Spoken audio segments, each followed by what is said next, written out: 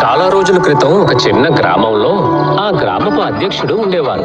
ఆ అధ్యక్షుడి దగ్గర ఒక గుర్రం కూడా ఉండేది.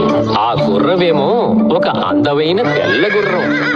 ఆ గుర్రానికి తను చాలా అందంగా ఉంటానన్న గర్వం ఎక్కువగా ఉండేది. అది ఈ ప్రపంచంలోనే చాలా తెలివైనదని అనుకుంటూ ఉండేది.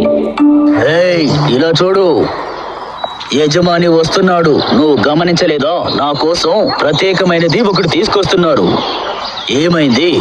నువ్వెందుకు అలా మౌనంగా కూర్చున్నావు? నాతో నువ్వు మాట్లాడాలంటే అది నీకు దక్కే అదృష్టం. ప్రస్తుతానికి ఆ అదృష్టం నీకు దొరికింది. నువ్వు నిజంగానే మహాన్గా ఉండొచ్చు. ఎందుకంటే యజమానుడు నీ మీద ఎక్కేసి అటువైపు ఇటువైపు వెళ్తారు కదా అన్యాయంగా. అందుకోసమే నువ్వు మిగతా వాళ్ళని తక్కువ అంచనా వేస్తావు మిత్రుడా. నేనేమి నీలా కాదు, నాది రాజవంశపు రక్తం. కాబట్టి నాతో మాట్లాడేటప్పుడు ఒళ్ళు దగ్గర పెట్టుకొని మాట్లాడు. నేనేమి నీకు అసలు మిత్రుని కాదు, తెలుసుకో.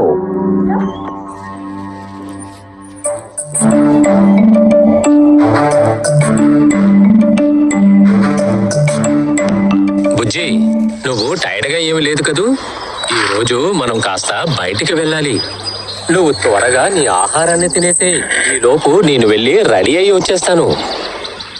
చూసావుగా, అతను నన్ను ఎంతగా ప్రేమిస్తున్నాడో, ఎంత గౌరవమిస్తున్నాడు. అతను ఇక్కడికి వచ్చి నిన్ను కనీసం చూడలేదు కూడా. గుర్రవన్నయ్య, నిజమే, మీరు నిజంగానే మహానుభావుడు.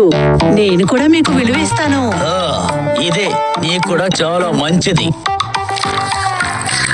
వీడు పొగరుగా ఉన్నాడు కాబట్టి నువ్వెందుకు అతనికి మర్యాద ఇస్తున్నావు? అతను నీలాగే సాధారణ జంతువు కదా. అరే, దానికి కొమ్ములు లేవు, కానీ దానికి కొమ్ములు వచ్చే ఫీలింగ్ ఉంది. అది మనం మార్చి తీరాలి. అక్కడే చేస్తున్నావు, వచ్చి నువ్వు కూడా తిను. గుర్రవన్నయ్య, మీకు తెలుసా, ప్రజలు మీకు చాలా విలువనిస్తున్నారు. మీ రూపాన్ని, మీ అందాన్ని, మీ పద్ధతి అంతా రాజాలాగా. మీరు ఎంత అద్భుతంగా ఉన్నారు, ఎంత అందంగా ఉన్నారు. ఇదే ఆ గుర్రాన్ని చాలా గర్వంగా మార్చేసింది. గుర్రం ఆ కోడి మాటలు వినగానే దాని ప్రవర్తన మారిపోయింది.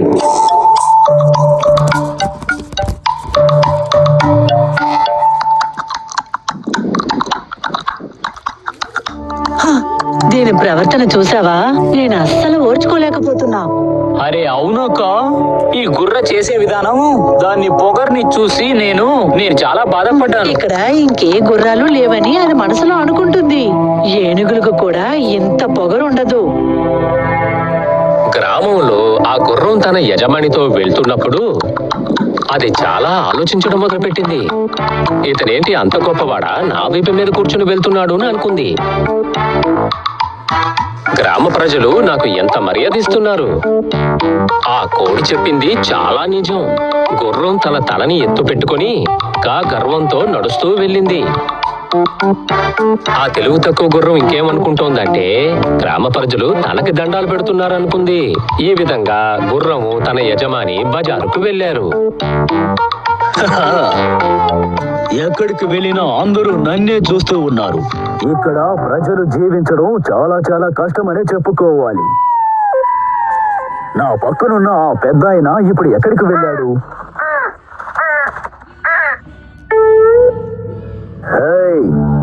అంద వికారపు పక్షి, తలతల మెరిసిపోతున్న నా దేహాన్ని చండాలం చేయకుండా ఇక్కడి నుంచి వెళ్ళిపో.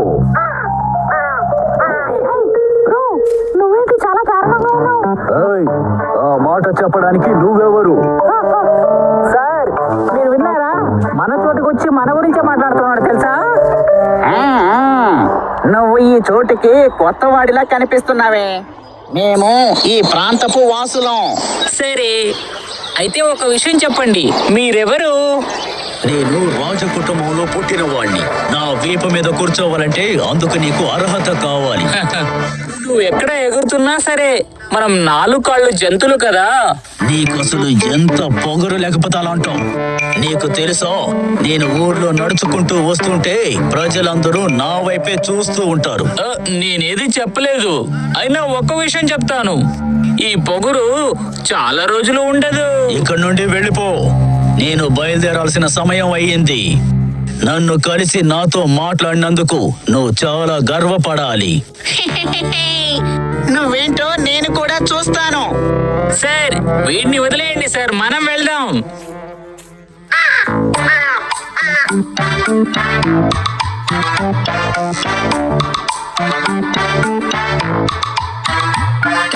దారిలో చూస్తున్న అందరూ తల ఉంచి నమస్కరించారు. అతని గురించి కనుక్కోవడం కూడా మొదలు పెట్టారు. గుర్రం తలాడించి గట్టిగా శబ్దం చేసి వాళ్ళకి సమాధానము చెప్పింది. నేనంటే ఇష్టం ఉన్న వాళ్ళు ఇక్కడ ఎంతమంది ఉన్నారో. ఈ పెద్ద ఆయనతో చెప్పి ఆ పొగరబోతు కుక్కని నా ఇంట్లో బాడీ గార్డ్ గా ఉంచుకుంటాను. ఆ సమయం రాని త్వరగా వెళ్ళు. నాకే ఆంక్షలు పెడతావా పొగరబోతు? నా వీపు మీద కూర్చోబెట్టి తీసుకొస్తున్నాను కదా, ఇది నీకు సరిపోదా? పొగరు చాలా ఎక్కువైంది. నన్నే నువ్వు గాయపరుస్తావా? నేను ఎవరో నీకు తెలీదా? ఊరంతా నాకు తల వంచుతోంది. ఇప్పుడు నేను నా బలాన్ని చూపించాల్సిన సమయం వచ్చింది. అయ్యో, దీనికి ఏమైందో తెలియలేదే. నన్నెందుకు ఇలా కష్టపెడుతున్నావు? నన్ను కాపాడండి. అమ్మా, నేను కాదు, వదిలేండి, వద్దు. నేను మీకు నచ్చిన గుర్రాన్ని. నాది రాజవంశపు రక్తం.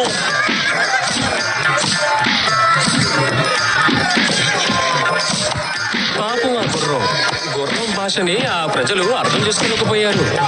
గ్రామ ప్రజలు ఏమనుకున్నారంటే ఈ గుర్రం చేసే శబ్దం చాలా అపాయకరమైనదని. అందుకే ఆ గుర్రాన్ని కొట్టి అడవిలోకి పంపించేశారు. దీనంతటికీ కారణం తన గర్వమే అని ఆ గుర్రం అర్థం చేసుకొని మళ్ళీ ఆ గ్రామానికి తిరిగి రాకూడదని అనుకుంది.